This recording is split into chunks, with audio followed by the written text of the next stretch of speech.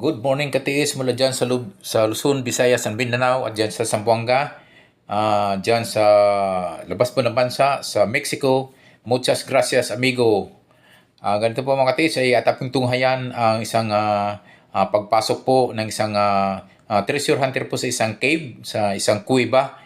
Ito po ay aksidente po na nakikita po nila mayroon pong items po na ito po ay nasa loob ng kuweba. Ate po ay ating susundan po ay isa pong actual po ito, isang actual footage, isang actual video na ito po ay nasa isang kuweba po sa Pilipinas.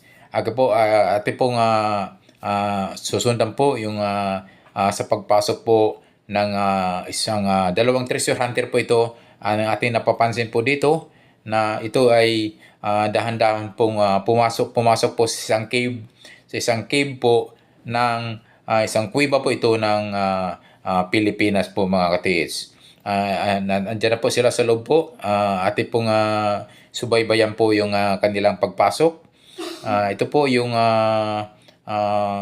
medyo nasa bandang looban na po ng cave. Napapansin nyo naman po, ito may mga talamite ba yung mga ka-treasure, mga katiits, yung medyo may mga matulis po na nakabitin po sa ibabaw. So, isang cave talaga po mga katiits. So, ayan po mga katiits, mayroon na po sila napansin at mayroong isang filed, isang nakasalansan na po na mga gold bar po na ito po ay nasumpungan po nila. So, ito po, i-check po natin ng mga katiis kung ito po ay talagang anong klaseng gold bar po itong nakita po nila sa loob mismo ng kuweba sa cave ng Pilipinas po mga katiis. So, ayan po.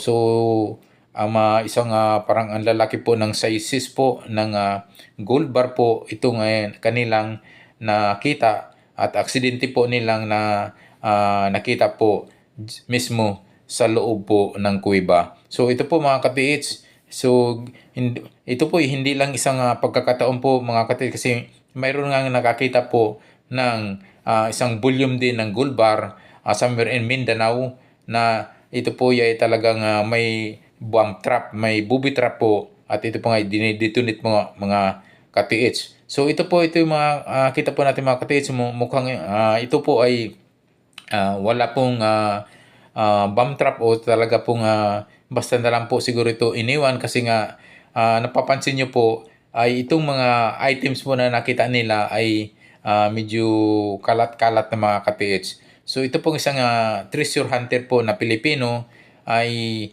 ito po chinecheck po. Ito'y dahan-dahan pong tinatingnan ang bawat isa na gold bar. So napapansin nyo po yung sa ibabaw po na nakapatong na ilang piraso at yung sa ilalim noon mga katiits, ito po hindi nakagalaw po mga katiits. Ito po mukhang nabalot na ng putik mga katiits kasi nga sa tagal po ng panahon ito ay nanatili po sa loob ng kuweba sa ating bansa sa Pilipinas. So napapansin niyo po ayan po yung mga ilang nasa ibabaw po at yung mga nakasalansan pa po sa ilalim ayan po ay mga gold bar po na ito ay nabalutan na po ng putik mga katiits. So ayan po patuloy niyo pa itong tinitingnan po yung ibang gold bar po na ito po ay sadyang nakalubog na po sa putik. So ito po ay talagang napakadami pong gold bar po at ito ay may malalaking sizes po ito. Napapansin niyo po sa actual video na ito ay kinunan po mismo ng ating Philippine Treasure Hunter po. So ito po ay sa Pilipinas po ito mga katiits. So ayan, ito yung chinesek at mayroon po silang isa pong tinitis po at ito ay talagang hinihiwa pa nila mga katiits at tinatanggalan pa yung ito yung nabalutan po ng alketran mga katiits. So ayan po, ito ay tinitingnan kung ang itong is rare ba ito, ito ay tama ba ito ba ay real po talaga itong gold bar. So ito'y kulay itim. Ito po mga katiis ay kanila pong kinukulayan po ng alkitran, binabalutan po ng alkitran. So Ayan po, nung ito'y tinapyas, ito'y tinanggalan po sa kanto, ay talagang tumambad po yung solid na gold bar po, mga katiits. So kasi nga ito po'y nabalutan po ng alkitran po. Yun yung ginagawa po ng mga Japanese noon, para lang hindi po mapansin at hindi po nila malaman na ito pala ay gold bar, mga katiits. So yan mga katiits, pansinin niyo po, ito'y patuloy po na chinecheck po at talagang iniisa-isa po na tinitingnan yung gold bar po na nababalutan po ng alkitran. So sa Mindanao po itong kuweba ito, mga katiits, sa isang Philippine cave, isang ito pa po mga katiits, na mayroon pa siyang tinutungo at ito'y pinupukusan po ng video ay isang lumang box po, mga katiits. Ayan po, tingnan po natin kung ano po yung laman ng box, na ito'y talaga ng mga sobrang lumang-luma na ito'y box, mga katiits. Ito po, binubuksan na po, mga katiits, ang isang treasure hunter. Ayan po, ay tumambad po yung napakarami pong gold bar po, at ito po ay medyo may kalakihan po ang sizes po na gold bar po, mga katiits. Ito po, ayan ay punong-puno po yung isang kahon po, isang wood box po ito, made wood box na puno po ng gold bar po. At ito po, ang ilalim na po niyan ay puro may kulay na po ng itim. Ito kinukulayan po ng alkitran. Kaya po siguro nung ito'y chinik po kanina, yung isa noon ay nakita niya po na isang rare, isang tunay po na gold bar. So mamaya po, ito'y tingnan po natin kung anong gagawin po nila dyan sa nakita po nila na ito'y isang box na punong-puno po ng gold bar. At yung iba noon ay talagang ito po ay tinimbang po. Okay po, ito po ay yung isang gold bar po na nakapatong po sa ibabaw po ng wooden box po, ay tumimbang po ito ng 6 na kilo. So nakita nyo naman po, ito po ay actual video po mismo sa loob po ng kuweba po sa Pilipinas. Ito po ay tumimbang po siya ng 6 na kilo. Yung isang gold bar po na ito'y malinis po, na hindi po ito na babalutan po ng alkitran. Ayan po ay nung ito'y kinilo, ito'y tinimbang po, ito'y dinagay sa timbangan, ito po ay pumalo po ito ng 6 kilos, 6 na kilo po ang bigat po. Tingnan po natin yung iba kung ilan pa ba yung kasi may parang may ibang sizes po.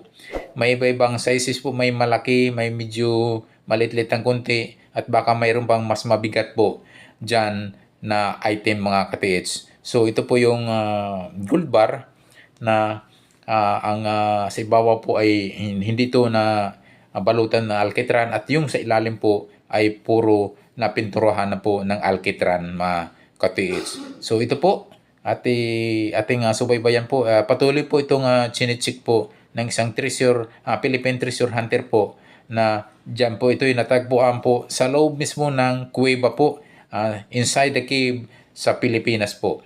Ayan po ay nung ito'y ay kanilang lininis po, ito po tumambad na po. Ito na po ang talaga pong isa pong napaka ganda na po ng gold bar po, mga katiits. So ito po isa mayroong may tinitesting pa pong ito'y kanilang titimbangin kung ilang kilo. So ayan po, isa pang gold bar na medyo may kaliitan. Tingnan po natin kung ilang kilo po, anong bigat po ito, mga katiits. So ayan ay kinilo uli, mga katiits. So ito po ay 6 kilos, mga katiits. So yung isang gold bar ay tumimbang po siya ng 6 na kilo, mga katiits. So ayan, talaga pong ito'y actual video. Ito pong video nito ay nasa loob po ng kuweba. So ito po, mga katiits, so ito pong ibang nakita po nating gold bar, isang size po ito. Tingnan po natin kung gaano ka bigat po itong gold bar nito. At dalawang tao nagdayong o nagtulong para mabuhat lang po at ilagay. So okay, mga katiits, ito po ay pumalo mga katiits ng 75 kilos. 75 kilos ang isang gold bar po na mga katiits, napakalaki. Na ito'y 2 tao pa ang nagbuhat para lang ito'y mailagay po sa timbangan. So tingnan nyo po, ito po ay pumalo po ng 75 kilos. Tingnan, i-check nyo po at actual video po, ito po ay nasa loob po mismo ng kuweba sa Pilipinas po. Ayan po ay pumalo po siya ng 75 kilos yung isang gold bar po. So hindi lang po pala isang size o ang kanilang natagpuan po dyan mismo sa loob ng kuweba ng Pilipinas ng ating mga katiits po na Pilipino. So ganun pala ano ngayon ang mga kuweba po natin, kaya marami pong mga treasure hunter na nagkumahog na pumunta sa mga kuweba po sa Pilipinas. Okay mga katiits, thank you for so much for watching. God bless us always.